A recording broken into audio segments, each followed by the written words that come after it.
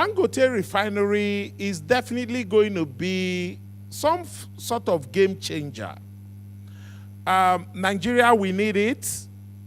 A country, 190 million people, practically importing about 90% of our fuel requirements is not sustainable.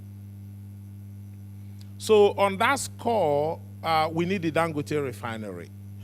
On the other note, we run a regulated industry where government fixes the price of petrol. Today, the landed cost of petrol today is about 185 naira per liter, with crude inching towards $80 a barrel. Meanwhile, government says we should sell at 145. Today, government is easily subsidizing petrol with 50 naira per liter.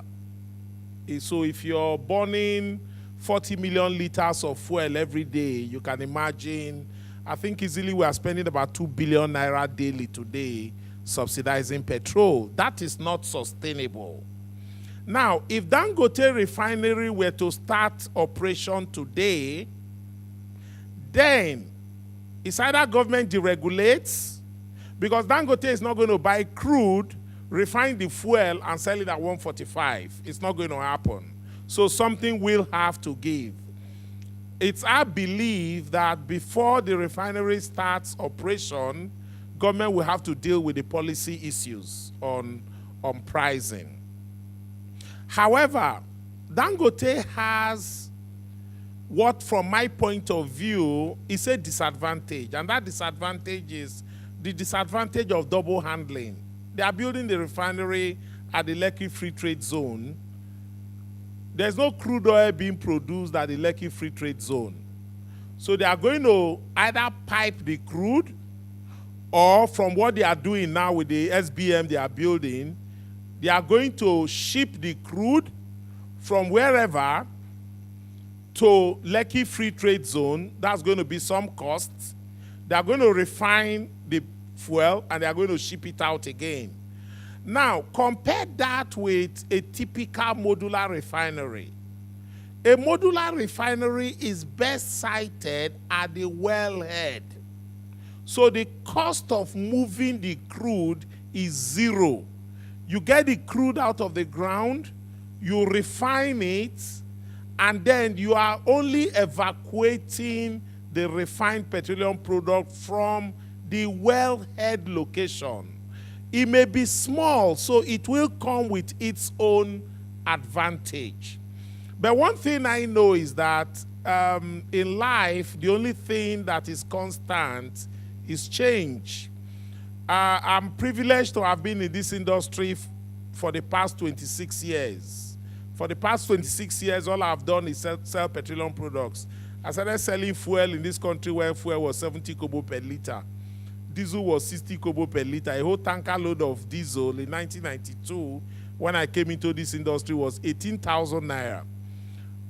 One thing I know is that the way this industry ran in 1992 was not the way it ran in year 2000, was not the way it ran in year 2010, it's not the way it's running today in 2018, and it's not the way it's going to run by 2030. One thing I know is that the industry will survive.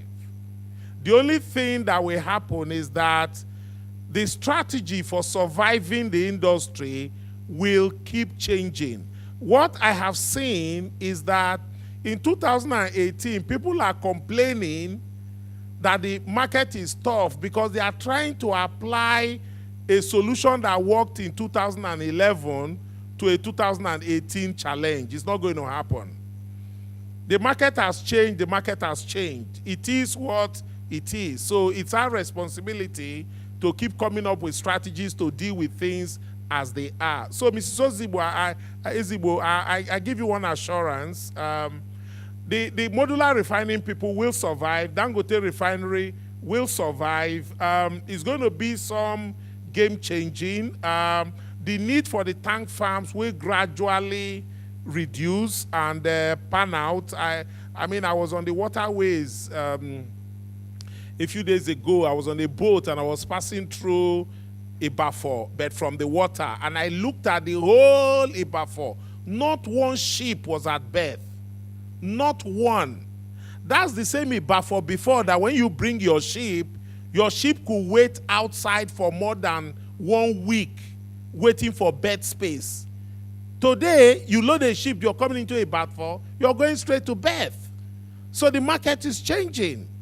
So that is why a couple of years ago, there was no when there was no nav gas. Where nav gas is today, it used to be needle gas. There was no nav gas. NIPCO didn't have an LPG facility. But just look at what has happened in the last 5 years, how much investment has come into the LPG space.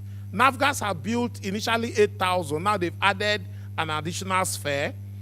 Falcon is investing in that space. I mean, so many other people have invested in that space, and more investments will come. So what will happen is that the areas where the smart money will go will keep changing, but the industry will remain. One of the biggest challenges we have in the industry today is the fact that the industry remains very regulated.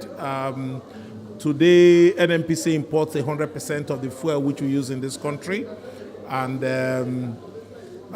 we have problem of finance. There's little or no credit in the system today, and for those of the few people who can access credit with interest rates as high as 20 to 25%, there's very little you can do with that kind of very expensive funding. So except you have a good dose of your own money, your own equity, there's very little you can do in the industry today, which is why a lot of downstream players are having serious challenges. Coupled with the debt which government is owing us, federal government today is owing marketers more than 650 billion naira in interest and foreign exchange differential from previous transactions. So there's a lot of challenge in the industry today.